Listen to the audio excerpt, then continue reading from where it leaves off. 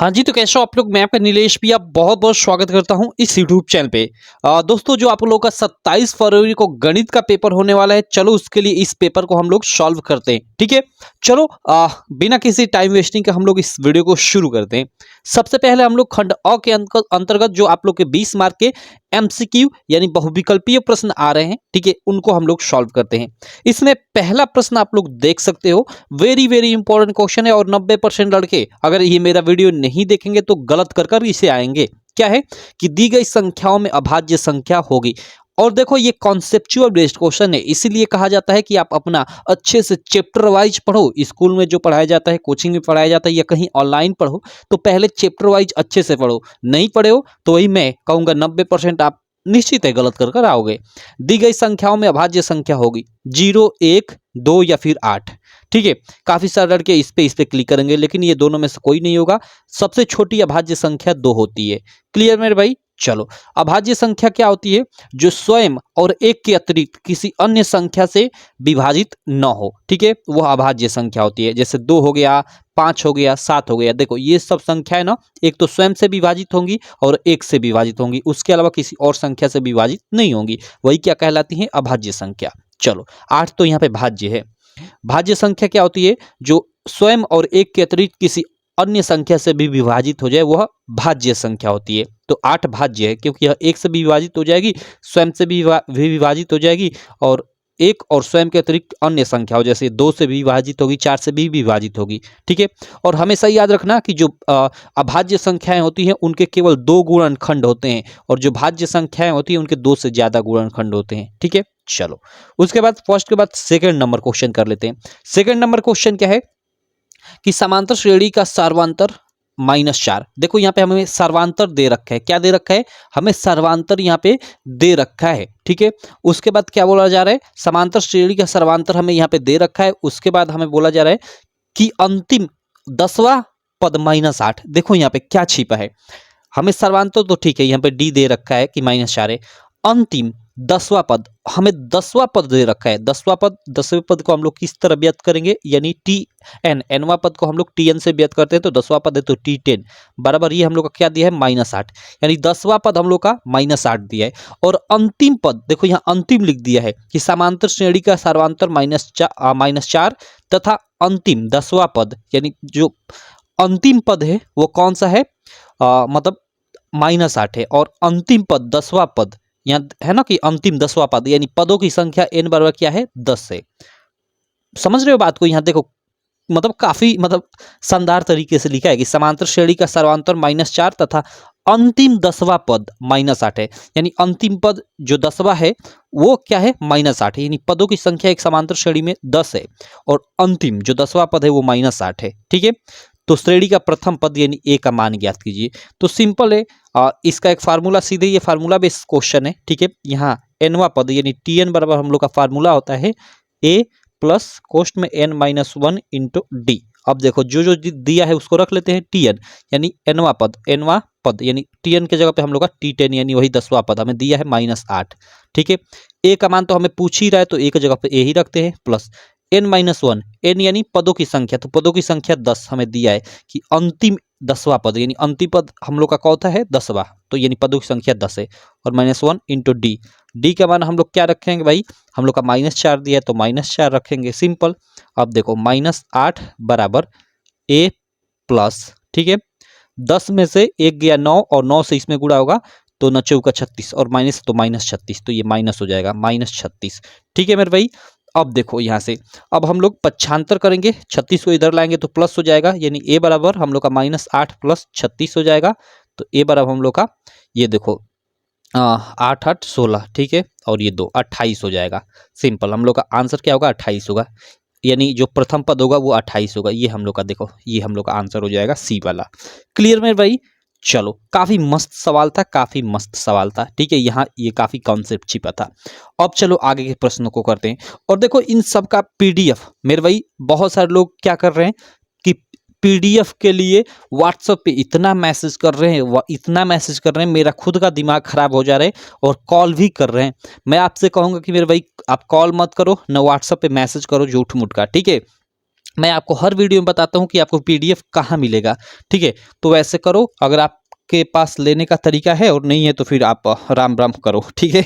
देखो मैं आपको बता देता हूँ, ठीक। देखो यहाँ पे ये हमारी ऐप है यूपीएमएसपी स्टडी, ठीक है।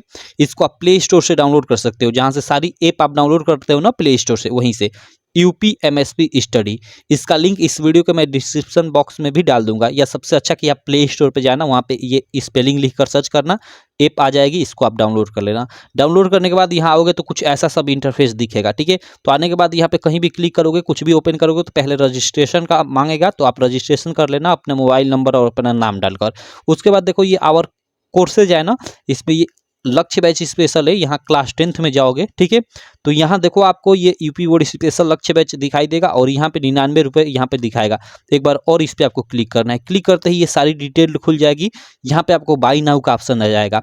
अब यहाँ से आप डायरेक्ट यहाँ से पेमेंट करना है आपको, कितना, मात्र 99 रुपये भाई, 99 रुपये यहाँ पेमेंट कर दोगे तो आपको यहाँ सारे के सारे ये भी पेपर, आपको सारे के सारे पेपर मिल जाएंगे, साथ ही प्रीवियस ईयर पेपर और भी बहुत सारी चीज़ें मिल जाएगी। अंदर एक स्पेशल व्हाट्सअप मतलब मेरा नंबर है स्पेशल, वो है, ठीक है। केवल इस बैच में जो लड़के जुड़ते हैं उनके लिए वो है, ठीक है।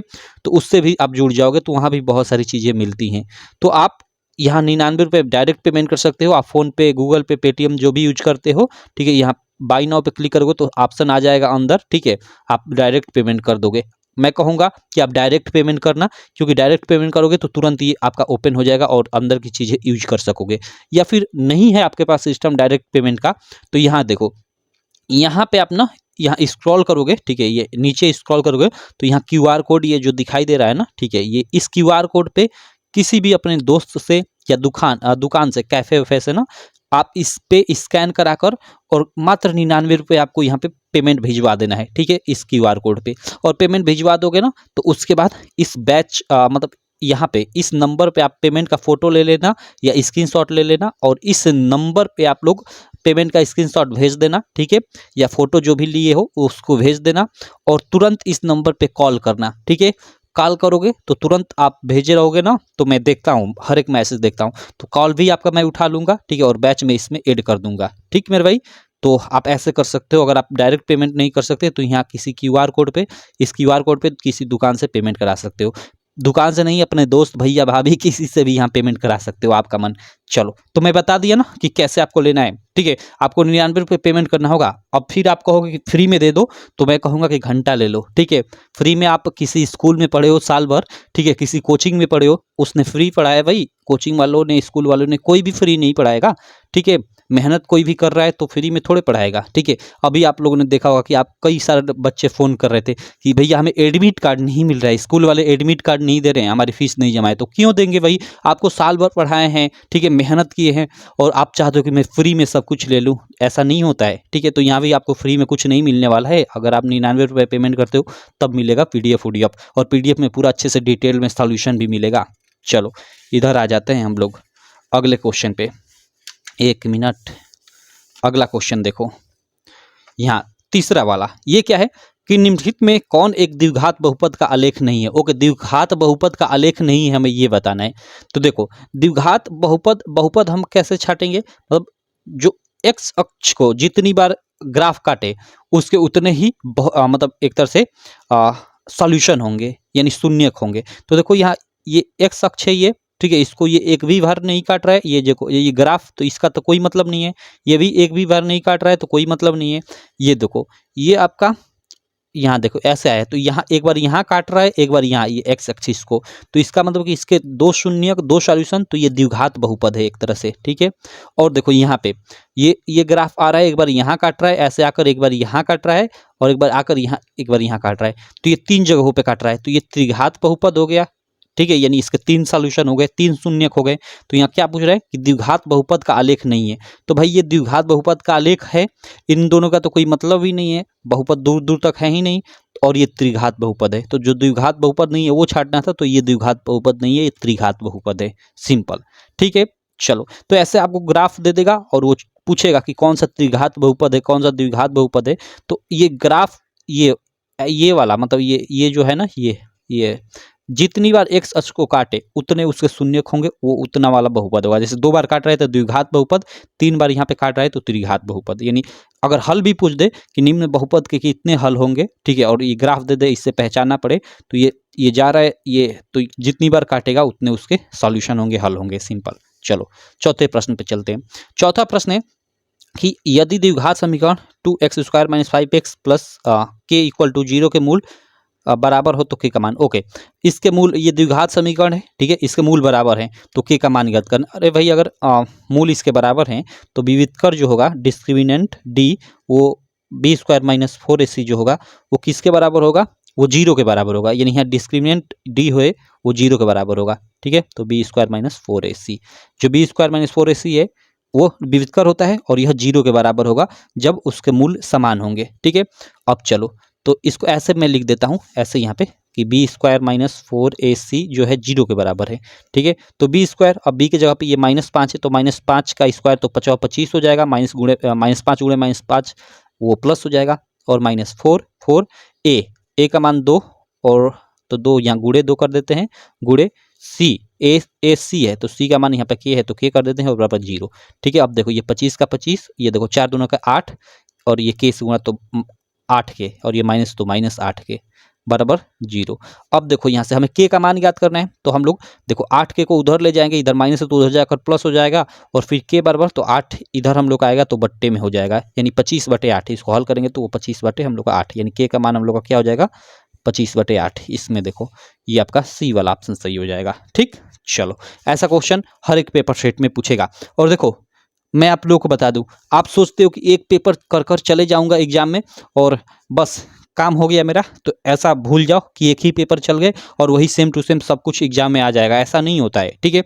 आपको कई सारे पेपर सॉल्व करने पड़ेंगे, आपको सारे के सारे प्रीवियस ईयर पेपर सॉल्व करने पड़ेंगे, बोर्ड द्वारा जारी मॉडल पेपर सॉल्व करने पड़ेंगे, बहुत सारे इंपॉर्टेंट क्वेश्चन सॉल्व करने पड़ेंगे, तब आपके एग्जाम में अच्छे मार्क आएंगे, 70 में 70 मार्क आएंगे। आप सोचते हो कि एक तो साल भर पढ़े नहीं हो और सोचते हो कि हाँ एक ही पेपर ऐसे पढ़ लूँ और वही एग्जाम में आ जाए, तो भूल जाओ भाई कि आप पास भी होने वाले हो, ठीक। चलो आगे चलते हैं। पांचवा क्वेश्चन, दो संख्याओं का योगफल 8 है। ओके, दो संख्या, मान लो पहली संख्या x दूसरी संख्या y है, तो दोनों का योगफल हम लोग का 8 दिया है और उनका अंतर 2 है, यानी x - y बराबर 2, ठीक है। तो संख्या ज्ञात कीजिए। एक तो समीकरण बन गई, इस समीकरण को भी हल कर सकते हो, बाकी यहाँ पहचान भी सकते हो। दो संख्याओं का योगफल 8 है तो 8 इसमें देख लो, 6 2 8, और उनका अंतर 2 है तो इनका अंतर करो, 6 में से 2 गया तो ये 4, अंतर नहीं आ रहा है, यानी ये गलत हो जाएगा। 5 3 8, ठीक है, योगफल 8 आ रहा है और 5 में से 3 गया 2, यानी ये सही है। बाकी देखो ये इसका तो योगफल ही 8 नहीं है तो गलत, ये 7 1 8, योगफल तो 8 है लेकिन अंतर देखो 2 नहीं है तो ये भी गलत, तो ये सही। ऐसे भी आप कर सकते हो। बाकी इसको भी सॉल्व करोगे तो देखो ये y वाला कट गया, x 2x हो गया बराबर ये 8 2 10, यानी x बराबर ये 2 उधर जाएगा तो बट्टी, यानी x का मान 5 आ गया। y का मान निकालने के लिए x का मान यहाँ पे किसी भी समीकरण में रखोगे, मान लो इस पे रखते हो तो 5 प्लस y बराबर 8, तो y बराबर ये 5 उधर जाएगा तो माइनस हो जाएगा, यानी 3, यानी y का मान आपका 3। तो ऐसे भी समीकरण लिखकर भी इसको हल कर सकते हो, बाकी इसको ऑप्शन से भी आप कर सकते हो। आगे चलते हैं अगले क्वेश्चन पे। क्वेश्चन नंबर 6 देखो, ये क्या है कि एक मीनार की ऊंचाई 20 मीटर है, ठीक है। कोई ये मीनार है, मान लो ये मीनार है, ठीक है, इसकी ऊंचाई क्या है, 20 मीटर है। जमीन पर बनने वाली इसकी छाया की लंबाई 20√3 है। ओके, मतलब इधर इसकी छाया बन रही है इसके कारण, तो इधर यहाँ छाया मान लो यहाँ तक आ रही है, ठीक है, यहाँ तक आ रही है, ठीक है। इसको मिला देते हैं कि यहाँ पे संपूर्ण त्रिभुज का निर्माण होगा। तो ये जो छाया बन रही है इस मकान के कारण, मान लो इधर सूर्य है तो, ठीक है, तो वो कितनी बन रही है, 20√3 मीटर की बन रही है, ठीक। तो सूर्य का उन्नयन कोण, यानी सूर्य का उन्नयन कोण यानी थीटा का मान ज्ञात करना है, ठीक है। चलो हम लोग सूर्य के उन्नयन कोण का मान ज्ञात करते हैं।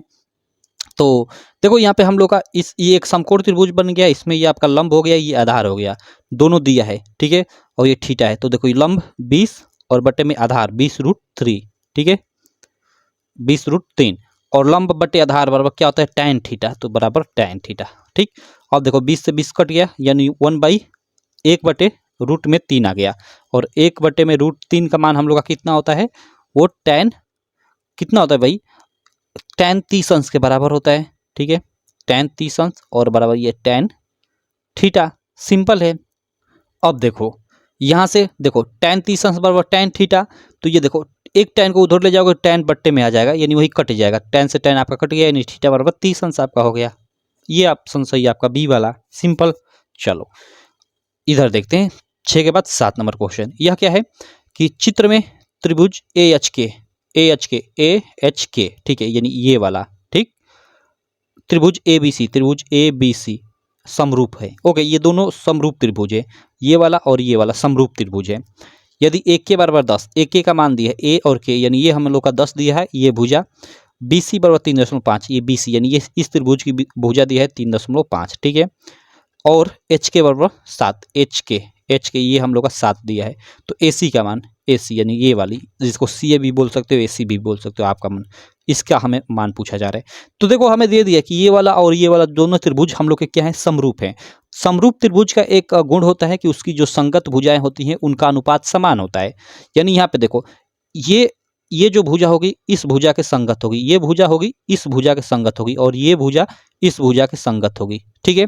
अब देखो, तो हम लोग ले लेते हैं, हमें 3 भुजाओं का मान दिया है एच के, इसमें देखो ये और इसमें ये दिया है, और इसका मान पूछा जा रहा है। तो मान लो ये और ये भुजा संगत है, इस त्रिभुज में ये ए सी, देखो ए सी बटे में इसकी संगत भुजा इस त्रिभुज में देखेंगे ये ए के है, तो बटे में ए के, ठीक है। इसको आप के ए भी लिख सकते हो, कोई दिक्कत नहीं। दोनों ये संगत भुजाएं हो गई, ये और ये दोनों त्रिभुजों में, तो इनका हमने अनुपात ले लिया, ये बराबर होगा इन दोनों त्रिभुज की किसी अन्य 2 भुजाओं के बराबर होगा, ठीक है, जो संगत हो। तो देखो हमें ये और ये लेने से कोई फायदा नहीं, क्योंकि इसका मान ज्ञात नहीं है, तो हम लोग ये और ये लेते हैं, ये भुजा और ये भुजा दोनों संगत होगी, इस त्रिभुज में ये, इस त्रिभुज में ये। तो इसको बी सी में ये ले लेता हूँ, बी सी बटे में एच के, या इसको के एच भी लिख सकते हैं, एच के।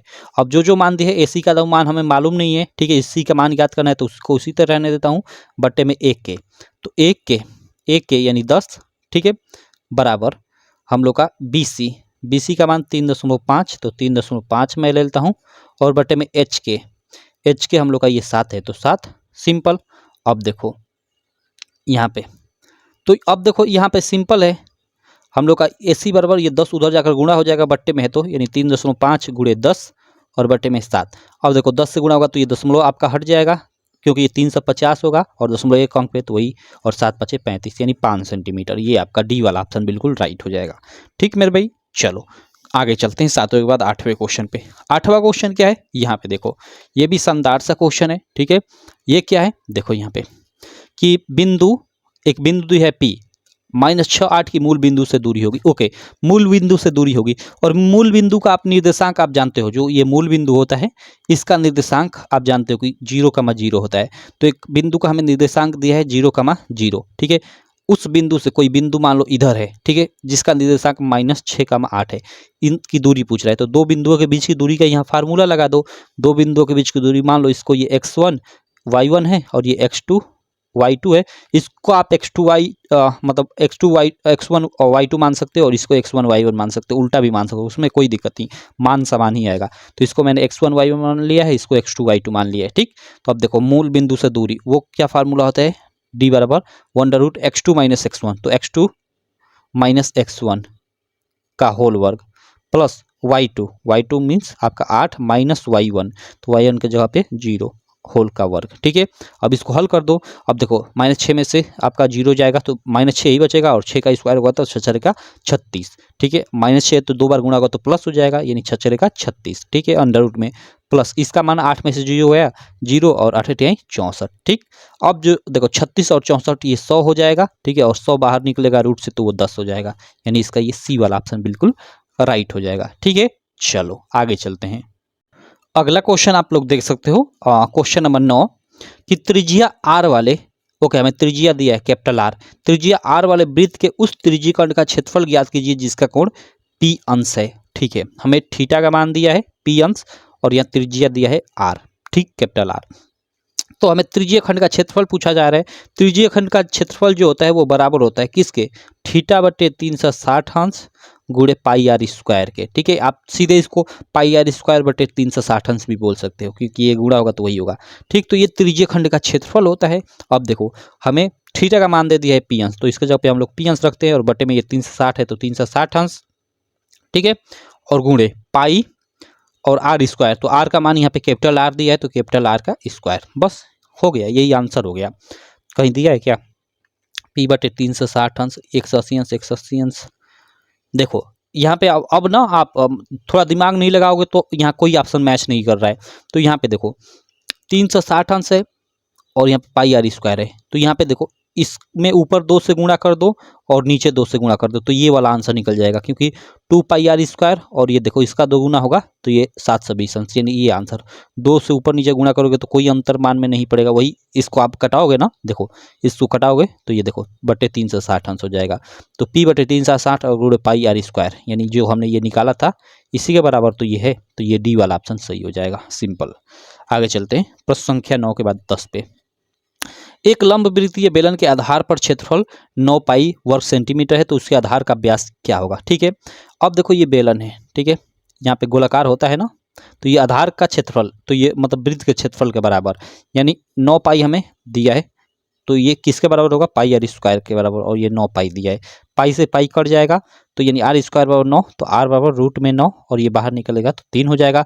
तो 3 तो हम लोग की त्रिज्या हो गई, हमें आधार का व्यास पूछा जा रहा है, पूरा ये व्यास पूछा जा रहा है, तो व्यास दोगुना होता है तो 200 गुणा यानी 6 सेंटीमीटर। ठीक, चलो अगले प्रश्न पे चलते हैं। अगला प्रश्न क्या है कि देख सकते हो निम्नलिखित में से कौन सा बहुपद नहीं है, हमें इसमें से बताना है कि कौन सा बहुपद नहीं है। काफी शानदार सा क्वेश्चन है आपके बहुपद वाले चैप्टर से। ठीक है, ऐसा क्वेश्चन निश्चित है हर एक पेपर सेट में पूछेगा।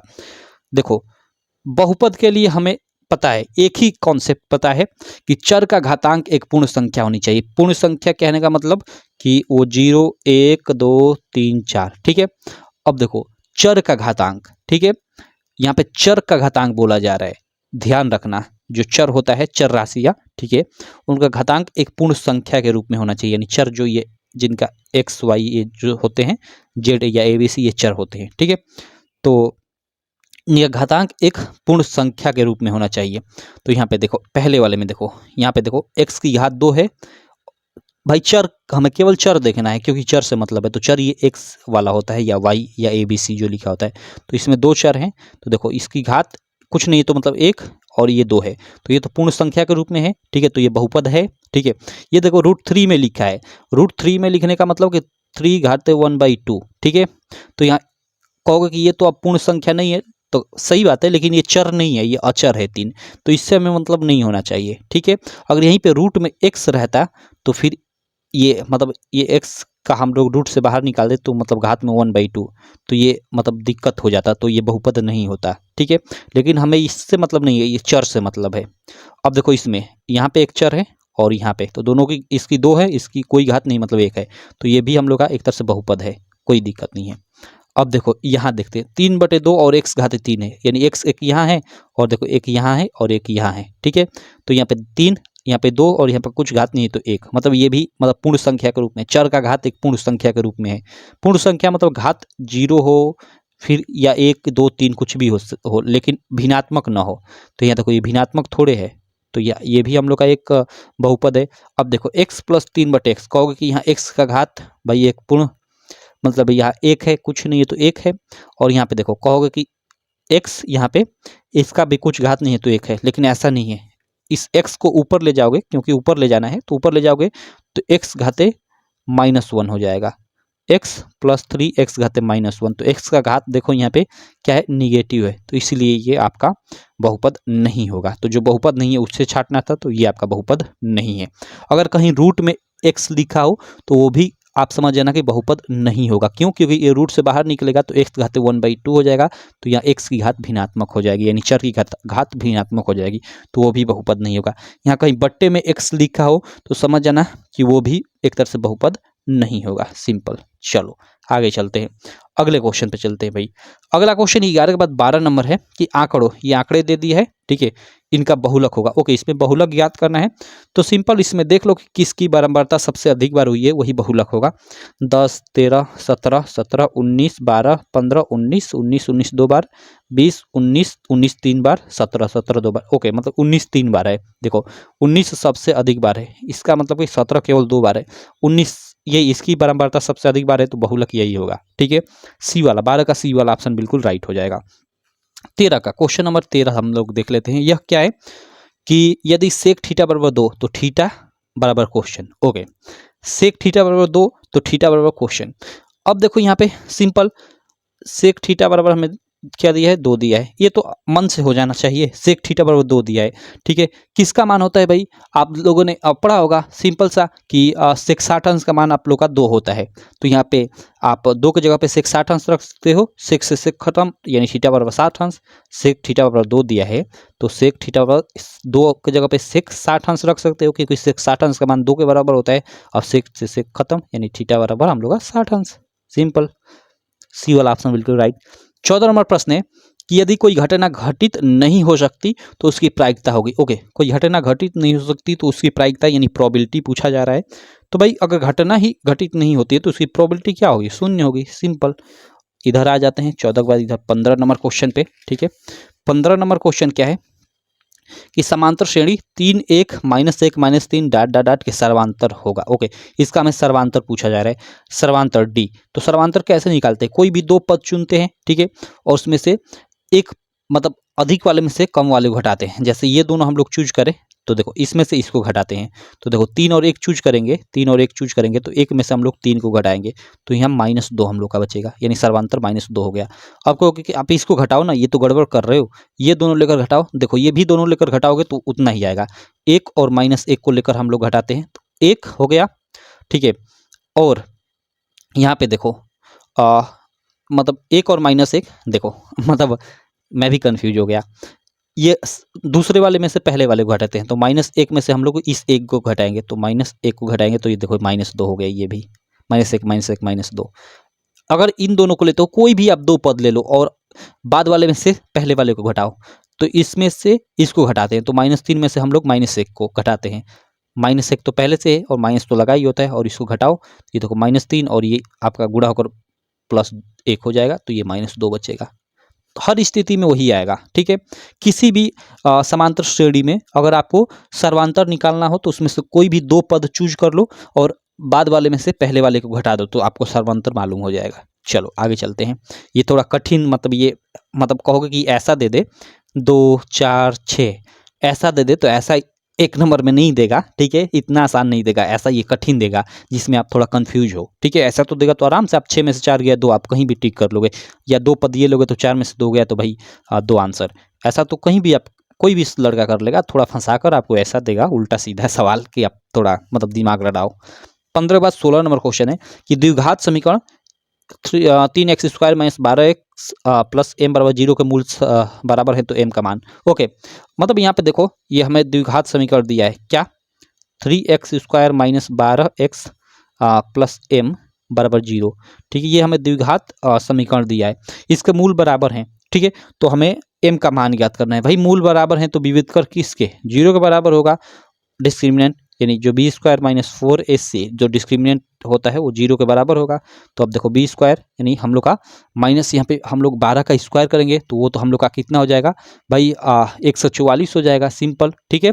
तो अब देखो यहाँ पे मैं एक ही बार में कर लेता हूँ, -12 का यह लिख ही देता हूँ, -12 का स्क्वायर माइनस 4a, a का मान हम लोग का 3 है और गुणे सी के जगह पे m, ठीक है, बराबर 0, ठीक। अब देखो ये 144 हो गया, -12 गुणे -12 तो 144 प्लस में हो जाएगा, क्योंकि माइनस माइनस गुणा होगा तो प्लस हो जाएगा, और ये 4 3 12 -12m बराबर 0। अब देखो ये उधर जाएगा तो प्लस हो जाएगा, यानी 144 बराबर 12m, ठीक है, क्योंकि माइनस उधर जाएगा तो प्लस, तो m बराबर इधर 12 बट्टे में आ जाएगा, ठीक है। तो m का मान वही m बराबर 144 बटे में 12, यानी कट जाएगा कितने बार में, 12 बार में। सिंपल, 12 बार ही भाग जाएगा तो ये 12 आंसर हो जाएगा। तो इसका हम लोग का m का मान कितना निकल कर आ गया, 12। तो ये हम लोग का इसका डी वाला ऑप्शन राइट हो जाएगा। चलो आगे चलते हैं अगले क्वेश्चन पे। अगला क्वेश्चन क्या है, 17 नंबर आप लोग देख सकते हो। यह है कि एक बाह्य बिंदु से किसी वृत्त पर कितनी स्पर्शरेखाएं खींची जा।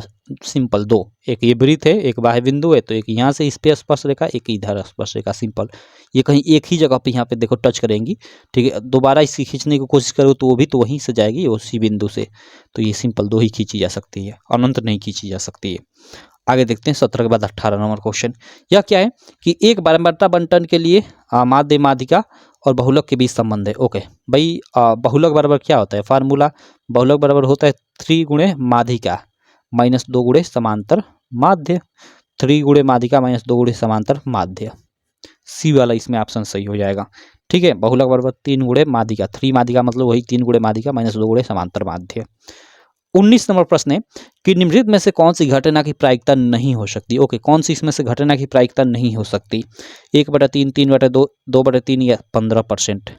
15% को हम लोग 15/100 भी लिख सकते हैं। ठीक है, अब देखो भाई, ये घटना की प्रायिकता हो सकती है। क्यों? क्योंकि 3 हम लोग के संभव मान है, उसमें से मतलब हम लोग का मान लो मतलब कुल मान हम लोग के 3 है, उनमें से एक संभव मान हो सकता है। कुल मान यहाँ पे 3 है और ऊपर ये संभव मान होता है, उसमें से 2, ये भी हो सकता है। लेकिन यहाँ देखो कुल मान हम लोग के 3, नीचे वाला कुल मान होता है। ठीक है, तो यह कुल हम लोग या कुल प्रायिकता भी बोल सकते हो। कुल प्रायिकता 2 है और उसमें से भाई संभावना आने की 3, ये कैसे हो सकता है? मतलब हमारे पास एक लाल गेंद है, एक लाल गेंद है और एक नीली गेंद है। ठीक है, 2 गेंदे हैं। तो इसमें से हम लोग मान लो किसी थैले में है तो उसमें से निकालेंगे गेंद, तो कि तो लाल निकलेगी या नीली निकलेगी? इसकी अधिक से अधिक 2 ही संभावना हो सकेगी, 3 कैसे हो सकेगी? नहीं, ये गड़बड़ है, ये नहीं होगा। तो प्रायिकता ये नहीं हो सकती। बाकी ये देखो 15% मीन्स 15/100 यानी 100 में से 15, तो ये भी प्रायिकता हो सकती है, लेकिन ये नहीं हो सकती। तो ही निम्नलिखित में से कौन सी घटना की प्रायिकता नहीं है? तो ये सी वाला। ठीक है, चलो चलो अगला क्वेश्चन देखते हैं मेरे भाई। 19 के बाद ये 20 नंबर, यह क्या है कि एक शून्योत्तर परिमेय संख्या और अपरिमेय संख्या का गुणनफल होता है, तो वो सदैव अपरिमेय होगा। ठीक है, कई बार इसको मैं बता चुका हूँ, ये आपके बोर्ड द्वारा जारी मॉडल पेपर में भी है, चाहे वो गुणनफल हो चाहे भागफल हो। एक शून्योत्तर परिमेय संख्या और अपरिमेय संख्या का गुणनफल पूछे या भागफल पूछे, वो हमेशा अपरिमेय ही होता है। तो ये हो गए हम लोग के 20 MCQ। ठीक है, 20 हम लोग के MCQ हो गए।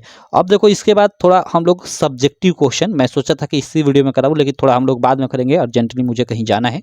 तो तब तक इन क्वेश्चन की प्रैक्टिस करो, इसी आधार पे आप लोग के एग्जाम में क्वेश्चन अधिकांशतः आएंगे। ठीक है, तो चलो मैं मिलता हूँ नेक्स्ट वीडियो में, और बाकी लक्ष्य बैच में इसका मैं आपको PDF इसका पूरा ऐड कर दूंगा, सब्जेक्टिव क्वेश्चन के साथ साथ ये ऑब्जेक्टिव क्वेश्चन। ठीक है, तो वहाँ से आप प्रैक्टिस भी कर सकते हो मेरे भाई। ठीक है, एक बार अपने खुद से स्वयं से लगाने की कोशिश करना, केवल वीडियो देखेंगे तो एग्जाम में नहीं आपसे क्वेश्चन हो पाएगा। तो ये आप क्वेश्चन को ओपन कर लो और खुद से मतलब एक बार सवालों को लगाओ। ठीक है, लगाकर आंसर निकालो। ठीक, चलो चलो मैं मिलता हूँ आपसे नेक्स्ट वीडियो में, तब तक के लिए थैंक यू।